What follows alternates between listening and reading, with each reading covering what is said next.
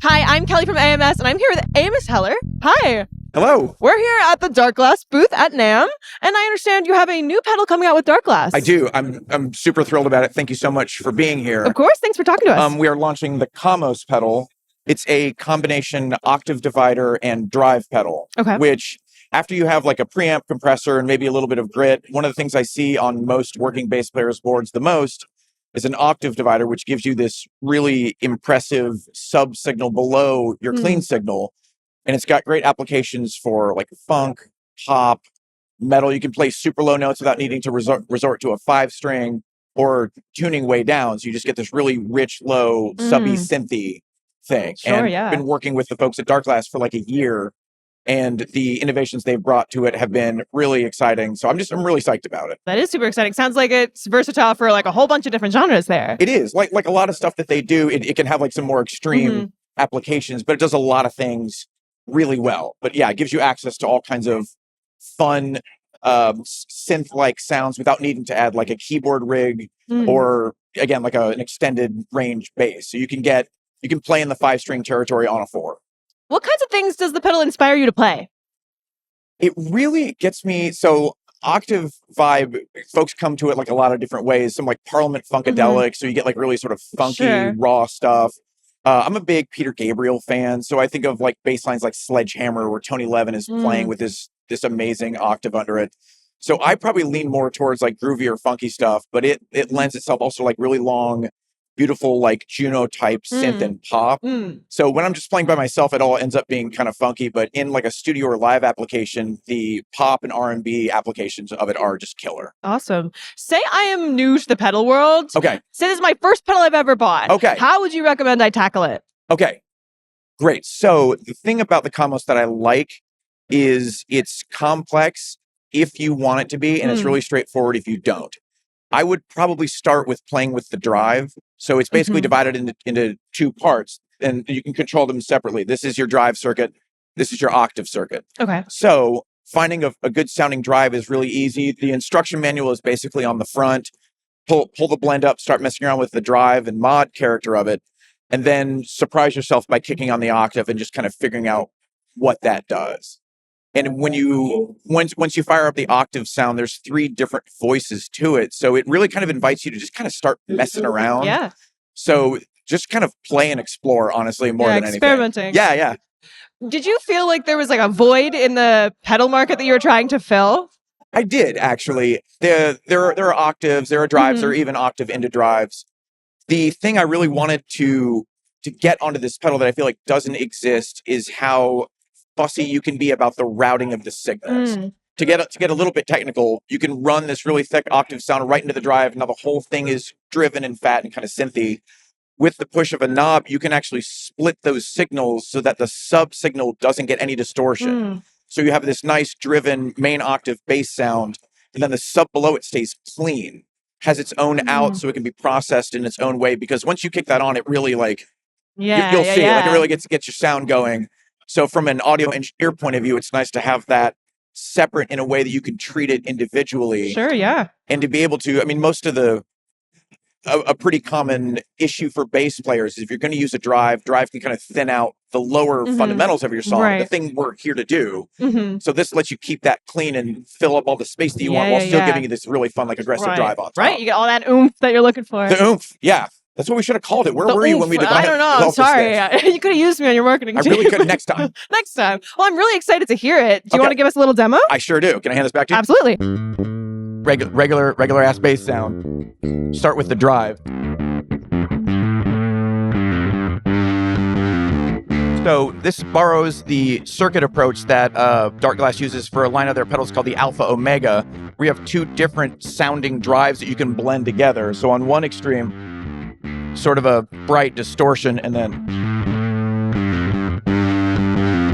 it's gonna be like a fuller fuzz on the other side, which one of the things I love about what Darkglass does, if you don't like the character of the drive, you have control option. So there's the drive side.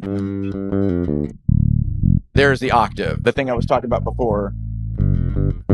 So you can hear the clean, normal bass signal, and then there's this sub below it. A trick a lot of bass players really enjoy is to turn the clean all the way off. So you have this kind of like sub sort of almost keyboardy sound. Makes a huge difference. Yeah, it's, you can really feel it. So this has 3 distinct octave voices. There's this one. This one's a little more MIDI, a little more driven. And this one has that kind of like OC2, sort of very like, sort of keyboard. Robotic kind of feeling. Yeah. This one's like probably the biggest and the most impactful. You also have control over the octave filter. So you hear all that mid. And so the MIDI character of, if you don't want that in your sound, if you feel like it's filling out too much, you just want to feel like the sort of subwoofer impact, you can pull the filter back and just get the parts of it that you want. Seems like you can really be meticulous with it. You really can. So my goal was to have like accessibility right off the bat, but if you're like a real twiddler and you like to really get in there and fuss and fine tune, you can. Yeah, that's awesome. So then between the character of the octave and the character of the drive. So really sounds phenomenal. Thank you so much. So this is the trick I was talking about before. So right now we're running the octave sound, the full sound, into the drive. Right, it's that vibe. Yeah, like feel it through the floor. Right, it's totally subby. So, but right now the sub part isn't clean, it's driven. You feel like how it's breaking up. So then that splits the signal like that. So you notice the attack comes back on the top, and it just kind of sounds like somebody's doubling you on a keyboard or something like that below. Right. And then you start messing with that's bringing more filter into the octave sound, trying a different octave voice. So there's just a ton of stuff available to you. You can pull your clean signal back.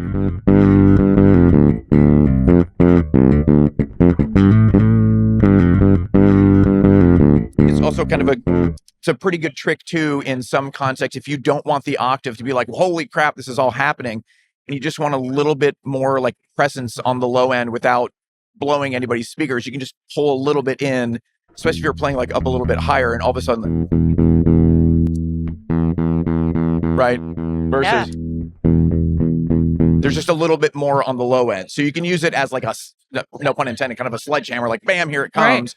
Right. Or this is a thing you could leave on all the time and just add a little bit of mystery and sort of depth to the low end of it. Absolutely. Feels like you can get all sorts of different colors just from one instrument. Yes, that's the exact idea. That, again, like a bunch of accessible, useful stuff where you can, that was kind of like a funk line that I'm playing. And then if you want to, so this is the trick, again, that a lot of bass players like, is you turn the clean all the way off.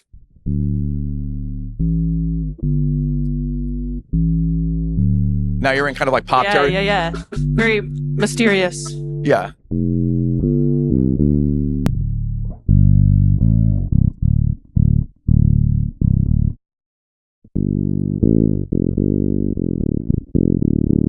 So you get to kind of get the synthy key bass approach without having to add and complicate like your entire rig. Yeah, absolutely. You can like accompany yourself. That's the idea. Finally, you don't need any other band members. Right, yeah. Just a bassist, that's all you need.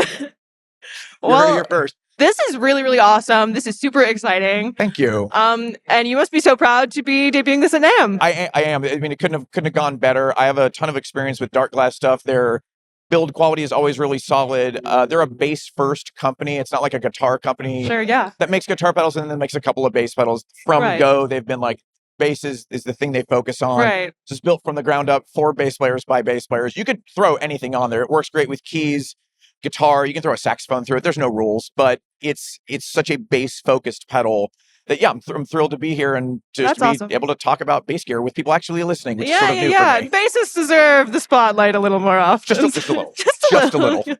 Well, thank you so much. Yeah. This has been really awesome. What do you have coming up for you the rest of NAMM that you're excited about? Man, it's mostly this. Okay. Just a lot of this. It's just fun to see all the companies I get to work with. I have some friends over at Dingwall, Trickfish, Fender. So it's just like some of it's work, and then it's just like getting to see friends, like, or put a lot of faces to email addresses. Totally, yeah. It's like, that's what Jeff looks like, Totally. It's like, I've only ever seen the top half of you on a Zoom call, and here you are, Everybody's taller than I think. Yeah, it's crazy. Yeah. Man, for the rest of the year, since the tour is taking a little bit of a break, I'm really excited to get my YouTube channel back up and running. I do gear reviews, demos, covers, and stuff like that. I'm looking at doing some clinics, kind of taking some time to focus on like my own personal pursuits and passions rather than like the touring life, which Yeah, I'm yeah, honestly yeah. The kind craft a of little, grateful to yeah. have a little bit of a break from. Totally. It seems hectic. It can be hectic. Yeah. That's a really good word for it. It's if you just search Amos Heller and bass, it'll come up. There aren't a ton of Amos Hellers out there, thankfully. Awesome. But well, yeah, I do a ton of gear reviews and demos, covers, and I'm gonna start throwing like some broad career advice for the young whippersnappers out there. Motivational speaking. I mean, why not? I'm not gonna say no to anything. Yeah, absolutely. Well, that's so exciting. Yeah. Make sure to follow Amos's YouTube channel. And if you want to check out Amos's awesome new pedal with Darkglass, you should head on over to AmericanMusical.com.